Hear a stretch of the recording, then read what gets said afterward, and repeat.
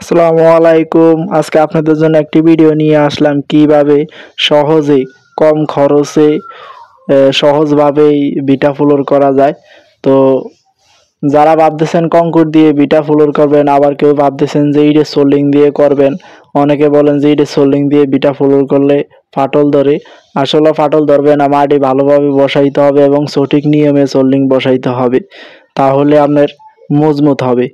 তো আমাদের এইখানে বৃষ্টি চলতেছে, আমরা মাটি বসিয়ে নিছি, তারপরে প্লাস্টিক দিচ্ছি, তারপরে এখন সোল্ডিং বিছাইছি। সোল্ডিং বিছানোর সময় একটা জিনিস ফলো রাখতে হবে যে একটি ইটের থেকে আরেকটি ইট 1 ইঞ্চি ফাঁক থাকতে হবে, বা 1 ইঞ্চি আধা ইঞ্চি ফাঁক থাকলে চলবে। ইটের সাথে ইট বাজি দিলে সোল্ডিং ফেটে যাবে।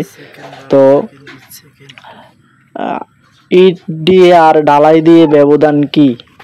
ইট দিয়ে যদি আমরা সোল্ডিং করি তাহলে খরচ কম হয়, এবং ঢালাই দিয়ে কংক্রিট দিয়ে ঢালাই দিয়ে যদি ফ্লোর করি তাহলে খরচ বাড়ে। এখানে এই ফ্লোরটি করতে আমাদের 2000 ইট লাগছে সোল্ডিংয়ে।